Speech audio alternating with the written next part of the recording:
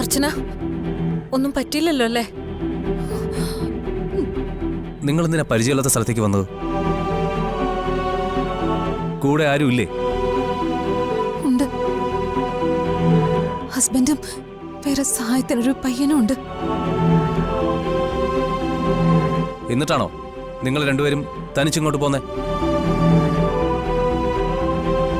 പണ്ട് ഉരുൾപൊട്ടലുണ്ടായ സ്ഥലം ഇത്.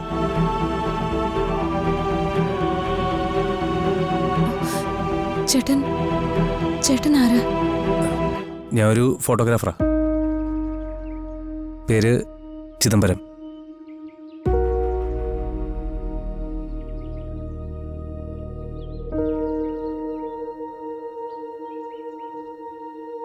ഇതാണ് അയാളുടെ ഫോട്ടോ.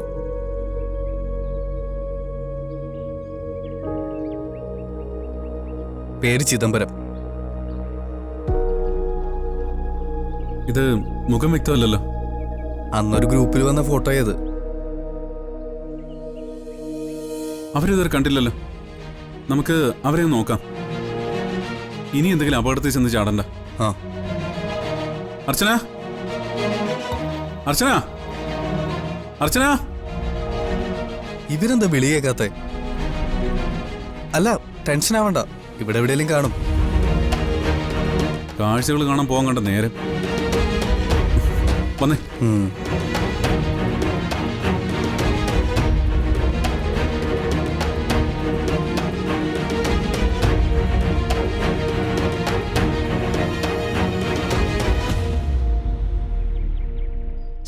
ഇയാള് വന്നില്ലായിരുന്നെങ്കിൽ ഇവളിപ്പോ ആ കൊക്കയില് കിടന്നേനെ. ഇവനൊക്കെ എന്തിനാ ഇവിടെ വന്ന് ഫോട്ടോ എടുക്കാൻ നിൽക്കുന്നേ? എന്നിട്ട് ആളുകളെ രക്ഷിക്കാൻ നടക്കുന്നു. കണ്ടില്ലേ, സൂക്ഷിക്കണം. ഈ കാടിനൊരു പ്രത്യേകതയുണ്ട്. നമ്മൾ ഈ കാട്ടിലൂടെ മുന്നോട്ട് നടക്കുമ്പോൾ ചിലപ്പോൾ നമ്മളാരെയും കണ്ടുവെന്ന് വരില്ല. പക്ഷേ നമ്മളെ കാണുന്ന ഒരുപാട് പേരുണ്ടാവും. നമ്മളെയും നമ്മുടെ ഉള്ളിലുള്ളതും അവർക്ക് കാണാൻ സാധിക്കും. അതൊരു കോസ്മിക് ലോ ആണ്. അല്ല, നിങ്ങൾ ഈ കാട്ടിൽ എവിടുന്ന് വന്നു? അമ്പലത്തിൽ പോകാൻ വേണ്ടി തന്നെ വന്നതാണോ? കാടെന്നും എനിക്കൊരു ലഹരിയാ. കാട്ടിൽ എത്ര ദിവസം അലഞ്ഞു തിരിയാനും എനിക്കൊരു മടിയുമില്ലായിരുന്നു. വൈൽഡ് ലൈഫ് ഫോട്ടോഗ്രാഫിയുടെ ജോലി തിരഞ്ഞെടുത്തതും അതുകൊണ്ടാ. ഇപ്പോ ഈ കാടാ എനിക്കല്ല. ചേട്ടൻ വന്നില്ലായിരുന്നെങ്കിൽ എന്റെ ജീവൻ തന്നെ.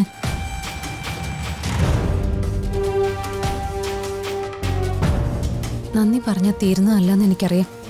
എങ്കിലും താങ്ക്സ്. കാട് ഒരേ സമയം സുന്ദരവും അപകടകരവുമാണ്.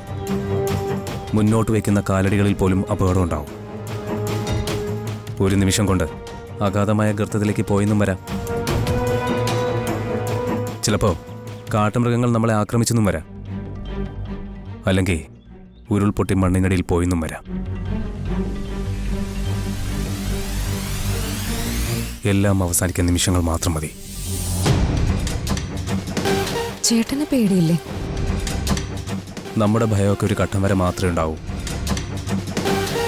അത് കഴിഞ്ഞാൽ പിന്നെ നമുക്കൊരു പേടിയുണ്ടാവില്ല.